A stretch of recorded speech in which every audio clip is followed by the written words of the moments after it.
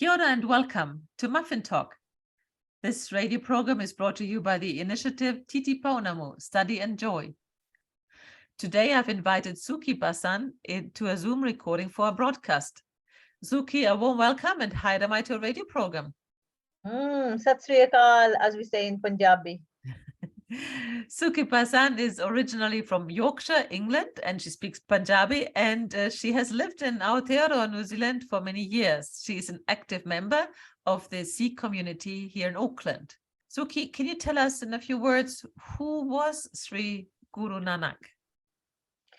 Okay, in very briefly, Sri Guru Nanak Dev Ji was the founder of the Sikh faith, and the three pillars of his teachings were about to earn an honest living, to recite the name of God, and to also share what you had. Share. So in Punjabi, it's Kir Karna, which is earn an honest living. Naam Japna is to recite the Guru's words, and One Shakna, which means share. So those are the three pillars of what I believe is Sikhism, and also the three fundamental teachings of Shri Guru Nanak Dev Ji. Sometimes we hear Guru Nanak and sometimes Sri Guru Nanak. What means Sri? Shri is it's the starting point is like that. It's a bit like when you say His Holiness. When we say Shri, what we're referring to, we're saying in God-like. So Shri Guru Nanak Dev Ji is something that we reserve that word Shri as a starting title for people who have got a much more holy title to their name. Shri Guru Nanak Dev Ji, Shri Guru Gobind Singh Ji. So basically, all our gurus, the starting title is Shri. The fundamentals of going to any Sikh temple or any religious functions that we always have Kirtan, which is basically live singing of hymns. So when I said to you that the three pillars of Sikhism, and certainly the teachings of Shri Guru Nanak Dev Ji was about those, sharing and Naam Japna to earn an honest living. So the Kirtan was the live langar, and the langar basically means food is, well, essentially blessed food. So for us, the langar is made in one of our Sikh temples in New Lynn. But langar, anything that is blessed with prayers, we call it langar.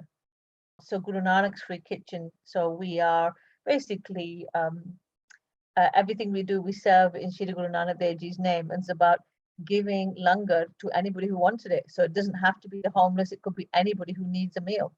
So you prepare the food in the temple, in the community, and then Yes. you transported it to Aotea Square? Yes. So basically, Guru Nanak's free kitchen started approximately 5 years ago, and the concept was we will make the food in the Sikh temple. And the reason why is because the Sikh temple is all about prayer, but it's also about sharing. So people do functions in there, and langar is prepared because the concept of Sikhism is, especially in the temples, is that there's food. So anybody can have food there any time of the day, regardless of whatever faith, because it's very secular. So the idea of langar is langar will be shared to anybody, whether regardless of their wealth or status. There's no caste system in Sikhism. So the concept of langar was that you all share and eat at the same level, which is why in Sikh temples predominantly we all sit down on the floor because that makes us all equal. So once a month, what we do at Guru Nanak's free kitchen is we will make the langar and this in the Sikh temple, transport it out, and the idea was to serve that food to the homeless. In the month of November is when Sri Guru Nanak Dev Ji was born, and to celebrate his birth, all over the world, people will be celebrating the birth of Sri Guru Nanak Dev Ji. So we once in the year will encompass all of that with the kirtan and with the langar, and anybody can have that. I mean, even on the days that we do Guru Nanak's free kitchen each month, we do it on the last Saturday of every month, and anybody can come outside the library on the days that we're serving food, and anybody can have food. Tell me, when you prepare the food, do you bless it? Do you bless the ingredients, or do you bless it when you're finished, or do you say prayers while you're preparing it? Combination of both. The majority of the blessings we were kind of, there's a prayer called Ardas, and there are short form versions and there are long form versions. But essentially, once the meal is prepared, even in the temple on a Sunday, before anyone else eats it, we will bless it with a prayer. And like I said to you, there's no hard and fast rule about what that prayer is, as long as it's blessed. And you kind of like thanking, well, I suppose you're thanking God for blessing. You're blessing that food and thanking them that thanking those people who have contributed to making that meal and wanting it to be blessed to whoever eats it. The only food that is literally blessed as it's being made is what it's called prashad, which is the combination of ghee, flour, and sugar. And it's a bit like when you break bread, in other faiths, you break bread. So the sweet meat, we call it, every Sunday when the prayers are completed, that sweet meat is prepared. And that is the only meal or food that we make that is literally, there's blessings and prayers as you're making that particular dish. And it's very sweet. And it's given at the end of all the prayers. And we serve it at Guru Nanak's Free Kitchen every month. And trust me, it is the first thing that usually finishes because it's so sweet in your mouth and it kind of dissolves in your mouth. It's beautiful. And in the temple on Sundays, kids will go back for more and more and more. I remember a few weeks ago when we had the Exploring Sacred Spaces, we visited a Sikh temple, and there was something sweet and sticky that was served behind Guru Granth Sahib. Yes. When we walked around the temple, and we were given in our palms, we were giving a little bit of something sweet. I don't know, I can't remember what it was called. That is exactly what it is, prashad. It is the sweet meat. And like I said to you, it's the only food we have when we're actually inside the area where our holy book is kept, because the prayers have completed and everybody kind of breaks bread together. So we all eat that together. You get a little palmful. Yeah. And do you have any rules of what you can eat and what you can't eat? Is there, because you call it a sweet meat, but it's not meat. It's no, it's not literally meat. It's just I think that's the English translation. But in the Sikh temple, and certainly when we're serving food for Guru Nanak's Kitchen, we don't serve any meat at all. It's all vegetarian food. It's not vegan, but it's definitely vegetarian. Sikhism primarily is about the service of food in the temples is always vegetarian. Meat is never ever, meat and alcohol are never served in the Sikh temple, and you will find that broad spectrum across all Sikh temples around the world. In fact, I would go as far as saying, no matter where I am in the world, if you find a Sikh temple, there will always be langar. I mean, you can go if it's open, and they tend to be open at all sorts of times. Pretty much, I know I've traveled all over the world, and I found when I'm hungry and I really don't know where I am, I just go to the local temple and I know I'll get served. And often they even provide a place to stay as well. How can they manage this? They must have a big group of Sikh, and do they have a roster, or how do they make sure that there's always food? With any Sikh temple, often resident priests, who live within the temple. The Sikh temple itself is primarily around community. So you'll have people coming and going at all sorts of times. And you'll get this rolling, literal, it's not necessarily conveyor, but rolling groups of people or individuals who just come to the temple and to sit and listen to the prayers and then have some langar. And then they'll do some what we call seva. So seva is definitely selfless service. So when we do Guru Nanak Free Kitchen, this is, about that concept of selfless service. So people will go to the temple for no particular reason, just because they want to do some seva. And even in the Sikh faith, we talk about this word dasvan, which is 1/10, and 1/10 of your earnings should go to a good cause. And that doesn't necessarily mean you have to give that money to the temple. I believe that seva for me could be 1/10 of my time, not just money. But the idea is that you should contribute some of your earnings to some good deeds and charitable causes, and which a lot of people do.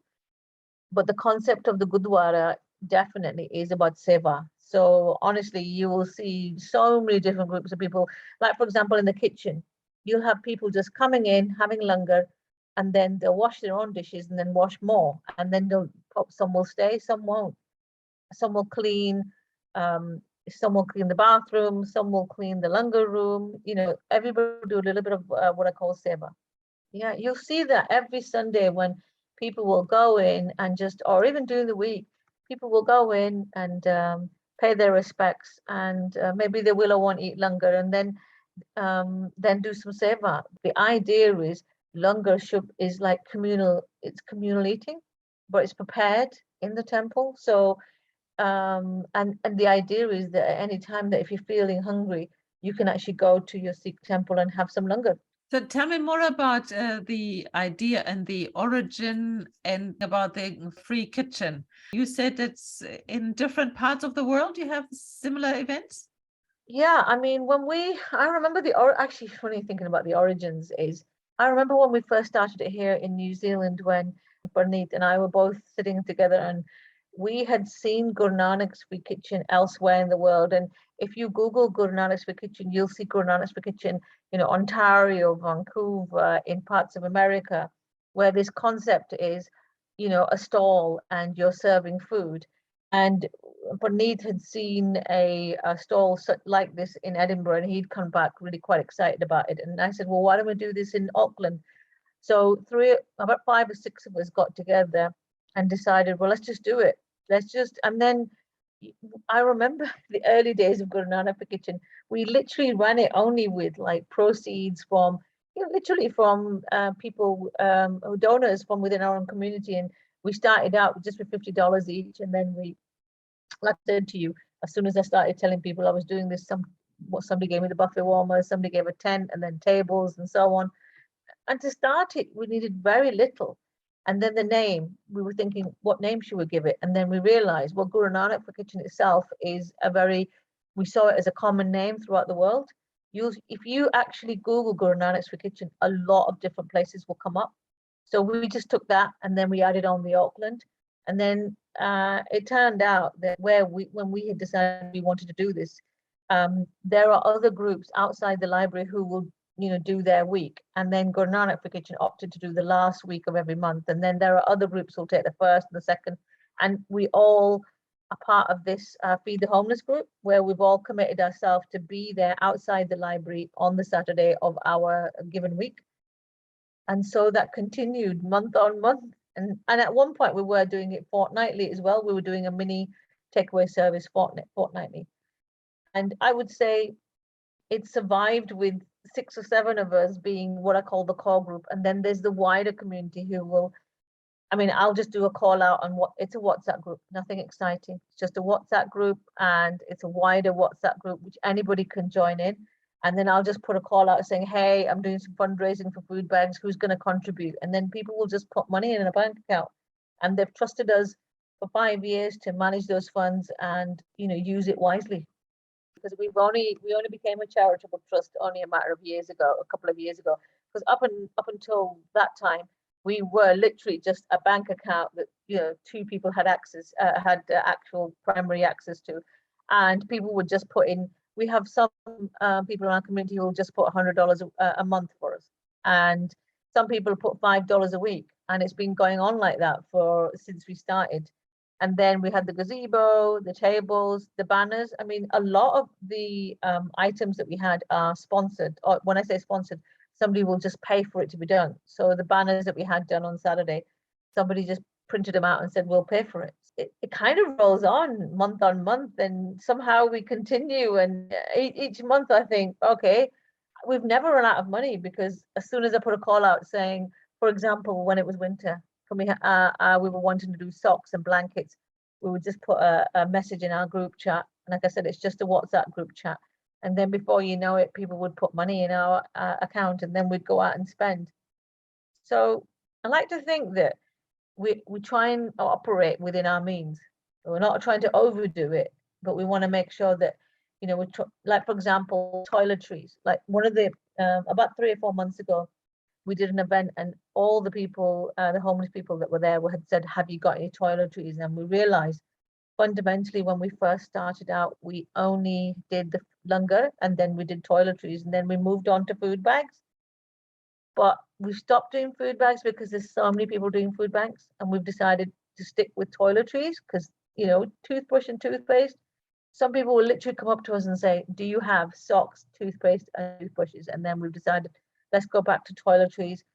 Undergarments, clothes. I work at St. John's, Howick, once a week. And from there, I managed to get lots of, what I call large and extra large clothes, and I bring them with me. We're talking about really big sizes that often people need. And it's just nice to be able to give some clothes as well, and socks. I mean, the value of socks is not to be underrated, trust me. Oh, so you started with food, and then you ended up with a whole supply. It's wonderful, and you are certainly trustworthy. Otherwise, you wouldn't get all these donations. But as you said, it's part of your 3 pillars, and I think that's why your community is ready to trust your group easily, because they know that you will do the best with the means that you receive. Yes, absolutely. And I want to make it really clear. We do talk about this as being a Guru Nanak GNF. We call it about GNFK Auckland. But what I've really come to realize over the many, many months of doing this is, Guru Nanak Kitchen has become quite well known throughout Auckland, because I think people realize that no matter what happens, we have a saying within our own group: come rain or shine, we'll be there. And trust me, it's been pouring down with rain and we're still there. And it's been like really, really, like, the weather is awful, but we've still been there. We've committed ourselves to doing that, and that's what we do. And what I've realized more than anything is, with only a few people, you can do so much. As long as you've got someone to help you in the kitchen and someone to serve, I've realized you need 3 or 4 people maximum. You can still do a really good save art service, because sometimes that's all that what somebody needs is one meal. Ordinarily, last Saturday of the month, we're outside the library, and everybody knows. And I'll tell you how much, even those people who come know. You got to understand that, the kind of state that some people are in when they've come to us, they're smoking and drinking and whatever. But now everybody knows that when they go to Guru Nanak's Kitchen, there's no alcohol and there's no smoking, and people really do respect that. What we also do is we put on Ethan in the background, and I have noticed when that is on, it's super calm. It's really calm. It has a very calm atmosphere. We want people to understand that the Kirtan they hear on, on the stereo system or in your car, we wanted them to experience it live. It was just mesmerizing. I mean, this one woman, she came over and she'd come all the way down from Queen Street, and she said she could hear something. She could hear the commotion, and she said the music drew her to ATO Square, and she just stood there, just mesmerized by the music. I have these moments where I think, am I really doing the right thing? I mean, I'll tell you something really, well, it's not strange, but on the Saturday, we don't normally make chapatis. So we had roti as well that day, and we don't normally have that. The meal we served last Saturday is not the meal that we serve normally each month. That was a fuller meal. It was like roti, it was two curry dishes, it was rice, and it was the prashad, the sweetmeat sort of, and salad. And normally when we do our Saturday event, we do one curry dish and we do rice, and we don't do the chapatis, and we do the salad and the prashad. So I remember being in the Sikh temple, and we needed people to help me make 300 rotis. And for some reason, I don't know, everybody was at lots of events. And then I remember going into the main temple and thinking, right, God, you've got to help me here, because I cannot make these on my own. And then I sent an SOS out, and suddenly these 2 ladies walked in, and there were a group of people who were doing some other stuff, and I kind of convinced them to come and help me. And then before I knew it, from 300 rotis, we'd made 500 rotis. So, the Lord does not work in mysterious ways. That's amazing. That's amazing. When we're celebrating Guru Nanak Dev Ji, I don't know if you know this, but Guru Nanak Dev Ji is not just important to Sikhs, but he's also important to other faiths as well. So Muslims will celebrate the life of Guru Nanak Dev Ji, and so will Hindus, because he was very much secular as well. So he wasn't, at that point, I guess we weren't really called Sikhs, but he started all that, that whole free, you shouldn't really look at somebody, from the perspective of their religion. You should just look at them as human beings. So Hindus, Sikhs, and Muslims will celebrate the life of Guru Nanak Dev Ji, and we felt, since we're called Guru Nanak's Free Kitchen, we should really celebrate the fact that how important he is to us. So that's why that meal was quite full on. We had a cake as well. I mean, and the cake is eggless. So there's a lady who brought eggless cake. I mean, who doesn't like cake at a party? And there was some singing, as you mentioned already, that the music was quite special, and Yeah. there were a lot of young women were actively taking part. Yeah, there are what we call people who are quite professional, amateur professionals who will sing in the Sikh temple and who've made a living out of singing Sikh religious hymns. On Saturday, it was mainly young youth and children. And you were there, Beate. I mean, it was really quite breathtaking. I was blown away with the level of singing and how professional they were. There was one gentleman who was playing an instrument called rabab. I mean, I literally, he took my breath away. I mean, I just literally was focused on it and I couldn't even move. And those children, basically, some of them had given up their time just so they could sing. And we're talking about young adults here who could be anywhere else but there. I really was quite, honestly, I think I was quite moved when this constant stream of religious hymns that were sung by the number of groups that came. And you're right, it was mainly young girls, actually. So thank you so much for organizing this, and I'm sure that there are a lot of people who have really appreciated it, and I think everybody who was there certainly. And thank you for doing it regularly for the people in Auckland. When we are greeting as Sikhs, we often say Vaheguru Ji Ka Khalsa, Vaheguru Ji Ki Fateh. Thank you so much, Beate, for having me. I hope next time we're having an event like this, or you're having any events, I'd love to participate too.